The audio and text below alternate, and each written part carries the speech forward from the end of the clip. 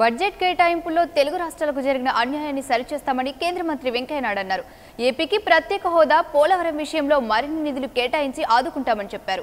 తక్కువ నిధులు కేటాయించినందున ఆందోళన చెందడం సహజమన్న ఆయన విభజన చట్టంలో పేర్కొన్న హామీలన్నీ నెరవేర్స్తామని హామీ ఇచ్చారు. పోలవరానికి కేటాయింపులు 100 కోట్లు మాత్రమే ఉంది. సహజంగా దాని పట్ల అందరూ కూడా ఆందోళన చెందడం సహజం. ఎందుకంటే అది జాతీయ ప్రాధాన్యత కలిగిన ప్రాజెక్టు గుర్తించినప్పుడు దానికి కేటాయింపులు పెంచాల్సిన అవసరం అంతా కూడా ఉంది. దాంట్లో ఎలాంటి అనుమానం లేదు. తర్వాత మీకు బడ్జెట్ అట్ ఏ గ్లాన్స్లో అన్నీ ఉండవు. ఇప్పుడు మీరు బడ్జెట్ చదివారు, చాలామంది చెప్పండి విశాఖపట్నం మెట్రో దాంట్లో లేదు, పైపైన చూసిన వాళ్ళకి. విజయవాడ మెట్రో లేదు, కానీ లోపలికి చూస్తే విజయవాడ మెట్రో ఉంది, విశాఖపట్నం మెట్రో ఉంది. డిపిఆర్ ఇవ్వకుండా నేను వివాదంలో పోదలుచుకోలేదు, బయట అనవసరంగా మాట్లాడదలుచుకోలేదు. నేను కేంద్రంలో మంత్రిగా బాధ్యతలో ఉన్నా.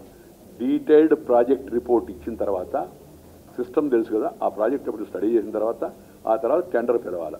టెండర్ పిలిచేటప్పుడు దానికి ఎంత సమయం పడుతుందో అందరూ కూడా తెలుసు. ఇది నిరంతర ప్రక్రియ, అంతటితో ఆగిపోయేది.